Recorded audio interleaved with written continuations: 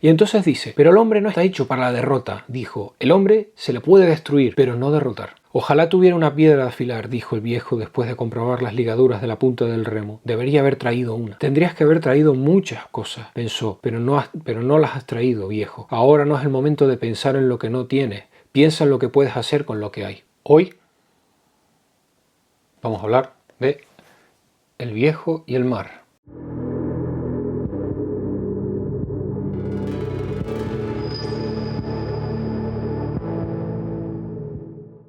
Ernest Hemingway, el famoso Ernest Hemingway, probablemente uno de los autores más importantes de la literatura del siglo XX.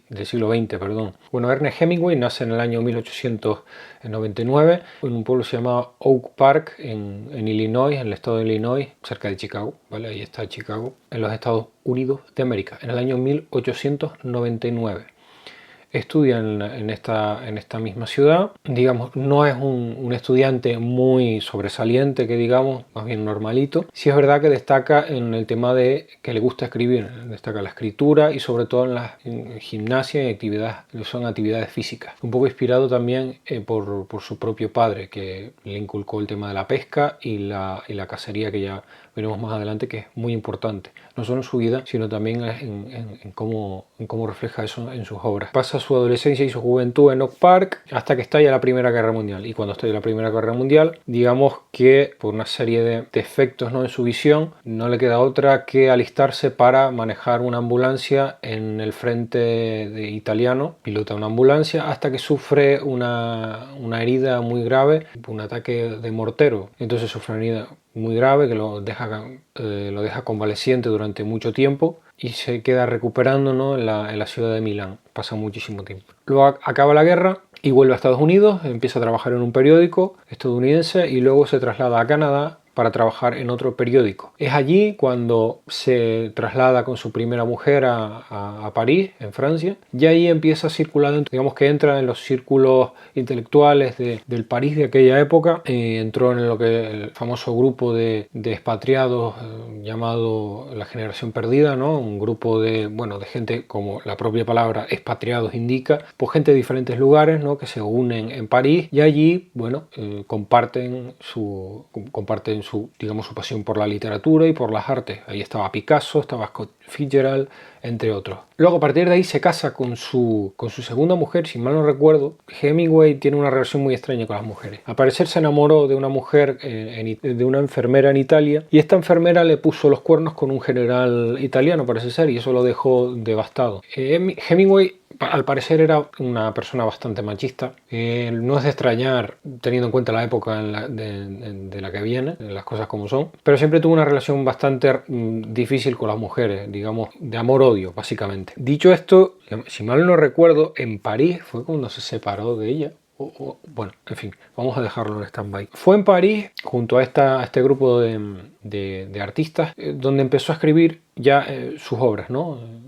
Recordamos que era periodista, ¿no? Y empezó, a partir de su estancia en París fue donde empezó a escribir sus propias obras. Y en el año 1926 fue cuando publicó su primera novela. Había escrito varios cuentos, ¿no? Pero fue cuando, publicó su primera novela que se llamaba Fiesta, en el año 26, y digamos que ahí empezó su carrera como escritor de literatura. Viajó por todo el mundo junto a su mujer, cubriendo infinidad de eventos, infinidad de guerras, incluyendo también, digamos, su pasión por la caza, y especialmente centrada en África, y la pesca. La pesca la practicó entre Cuba y Florida, si mal no recuerdo. Es en este contexto, en la pesca en Cuba y en Florida, donde se gesta, digamos, la idea para El viejo y el mar. Una influencia bastante clara a la hora de estrenar la obra. Hemingway se traslada a España. En España se casa con su segunda mujer, si mal no recuerdo, antes de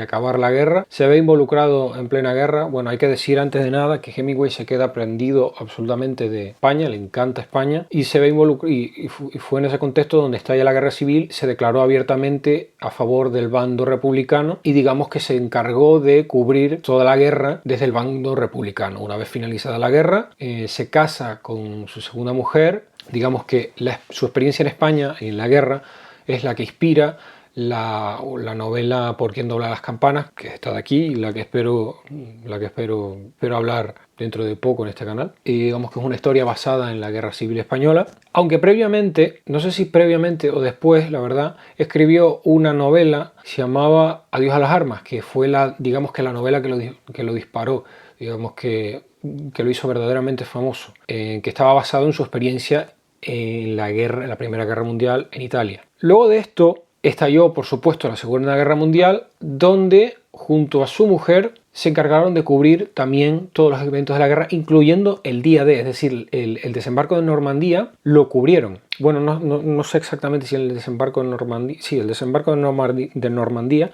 lo cubrió él con su mujer, bueno, más bien su mujer con él, se encargó de cubrirlo. Y a partir de ahí, finalizada la Segunda Guerra Mundial y ya entrado digamos, la década de los años 50, fue cuando escribió sus últimas obras, entre las que se encuentra El viejo y el mar, publicada en el año 52. En el año siguiente, después de haber publicado El viejo y el mar, fue cuando verdaderamente empezó a reconocerse, cuando en el año 53 le dieron el premio Pulitzer y al año siguiente, en el 54, finalmente el premio Nobel de literatura. A partir de ahí, Hemingway sufrió una debacle literaria, ¿no? Sufrió lo que, digamos, una crisis de creatividad que desembocó en una depresión, y junto a sus problemas con el alcohol y sus problemas mentales de depresión, finalizó su vida en el año 1966, cuando se suicidó en su casa en Idaho. Y así acabó su vida. Hay que destacar que incluso tanto él como su anterior mujer se suicidó. Si bien su anterior mujer se suicidó ya muy avanzada edad y ya con problemas de salud, con cáncer, etc. Hay que decir que no solo él, sino también sus padres y algunos hermanos suyos se suicidaron también. No sé si decir esta palabra tantas veces en este vídeo va a ser perjudicial a la hora de que YouTube me bloquee algo o no. En fin, da igual. Entonces, en este contexto vamos a hablar del Viejo y el mar. El Viejo y el mar narra la historia de un señor mayor, es decir, un viejo, llamado Santiago, que vive en La Habana, en Cuba, y que después de mucho tiempo, sin pescar absolutamente nada, se echa a la mar y finalmente consigue coger un pez, ¿no? Es un pez espada enorme, del cual apenas puede con él, y lo que narra es la historia de la lucha entre él y el pez, a ver quién gana, ¿no? Finalmente, bueno, ya veremos a continuación quién gana, ¿no? Y el libro, bueno, tiene sus pros y sus contras, ya diré. A mí personalmente me ha dejado un poco indiferente. Me ha gustado mucho algunas partes, pero luego otras no tanto. Y vamos a ver a continuación. Bien, el libro es muy corto. El libro dura unas 160 páginas. Y hay que destacar el estilo de Hemingway, que es un estilo bastante breve y conciso. Digamos que su trabajo como periodista se refleja bien en su forma de escribir. No tiene ningún tipo de floritura, digamos, todo es bastante directo, y el vocabulario, si bien es bastante correcto, no tiene mucha pompa. Y eso es algo bueno y algo malo. A algunas personas les parecerá bueno y a otras personas les parecerá malo. A mí personalmente no me gusta tanto, porque el libro se hace a veces un poco aburrido, que digamos, se hace un poco plano, al igual que algunos personajes secundarios. Pero bueno, ya me estoy adelantando bastante, como siempre, en fin. Y como la obra ni siquiera se divide en capítulos, sino que empieza y acaba. Sí es verdad que aún no habiéndose dividido en capítulos, se pueden identificar las partes claras, ¿no? Está la introducción, donde se presenta pues la pequeña historia de este señor mayor que conoce a un niño digamos en su pueblo, en el pueblo pesquero, ¿no? Está este señor mayor que es muy humilde, que queda con un niño para comer, y luego digamos que tienen una amistad bastante cariñosa, ¿no? entre Santiago y el niño. Y que esta es una parte muy buena a destacar, que es muy visual, digamos, las descripciones que tiene, cómo describe el mar, el clima y sus experiencias a la hora de pescar, y cómo describe el ambiente, ¿no? La atmósfera, es bastante visual. Uno puede imaginarse, sobre todo yo personalmente me lo puedo imaginar muy claramente, porque soy una persona que vive en un contexto, digamos que soy una persona que vive en una isla, y por lo tanto el mar siempre ha sido muy importante en mi vida, ¿no? Entonces me identifico muy bien con esas imágenes y me es muy fácil, ¿no? Dicho esto, a partir de esta breve introducción, digamos que la segunda parte comienza. La segunda parte y la más extensa, que vendría siendo el acto de ir a pescar el pez, ¿no? Vendría siendo desde que el Santiago sale con su barca, con su esquife, se llama así el barco, con su esquife sale a pescar. Digamos que esa es lo más interesante. Digamos que la parte inicial es incluso un poco plana.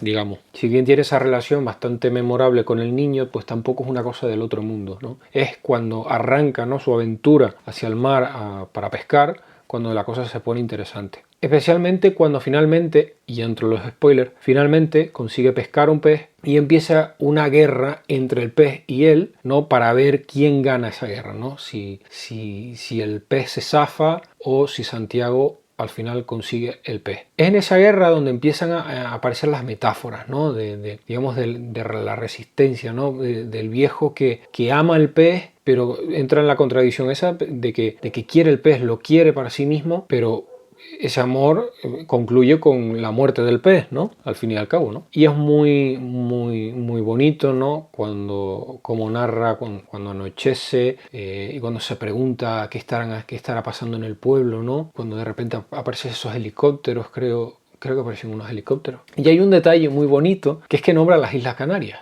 Eso es un detalle bastante bonito. No sé, una cosa anecdótica, pero que es bastante bonito, ¿no? Nombra el lugar en el que vivo, así que eso está guay. Entonces, como iba diciendo, es esa segunda parte, la más extensa, la que ocupa casi todo el libro, digamos que lo más memorable, ¿no? Esa guerra entre el señor mayor y el pez, que concluye con la pesca del pez. Y es donde empieza la gran odisea de vuelta al pueblo, porque resulta que Santiago consigue el pez, pero claro, el pez es tan grande que no puede subirlo encima del esquife. Entonces lo amarra, pero claro, resulta que el pez está sangrando y estamos en el mar, estamos en el contexto del mar Caribe, la zona entre pues La Habana, Florida. Ahí hay muchos tiburones, entonces se ve involucrado con los tiburones, ¿no? Y los tiburones intentan comerse el pez y bueno, esa digamos que es la parte más, digamos, abundante digamos, donde se pueden hacer más interpretaciones y donde hay más metáforas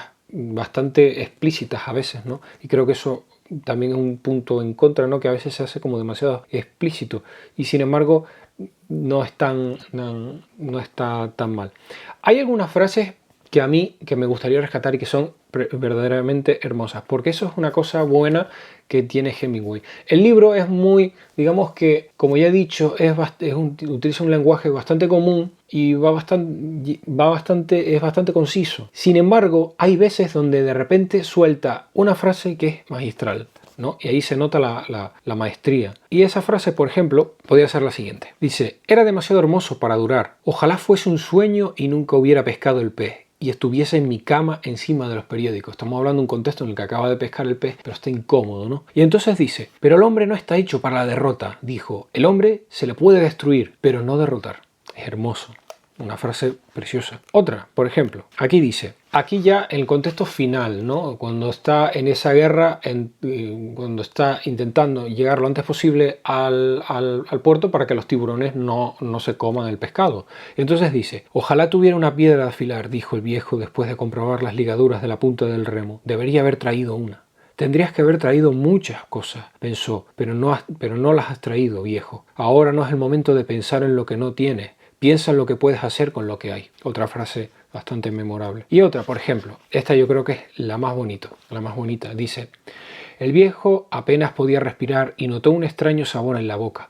Era dulzón y sabía a cobre. Por un momento se asustó, pero no fue nada. Escupió el océano y dijo: comeos eso, galanos. Galanos se refiere a los tiburones. Comeos eso, galanos, y soñad con que habéis matado a un hombre. Es una frase absolutamente impresionante y preciosa, vamos. Entonces son estos momentos en los que dices: hostia, se nota la grandeza, ¿no?, del escritor que hay detrás de lo que es escrito. Y dicho esto, finalmente finaliza el libro, digamos, de alguna forma bastante bastante normalita, ¿sabes? No hay una gran reflexión final. La gran reflexión, bueno, sí hay una reflexión final. La reflexión final sería que el viejo llega, digamos que llega a la costa, todo el mundo ve como lo único que queda cuando llega el viejo es el esqueleto del pescado. Entonces, digamos que queda el esqueleto y lo exponen en un, creo que era un kiosco, una especie de restaurante. Y todo el mundo se da cuenta y dice, hostia,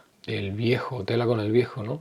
Lo que acaba de pescar. Pero claro, el pobre no... Es un pez espada, por cierto, el pescado, creo. Ya en un momento dado nombra que el pez pesa como 400 kilos, así que imagínense.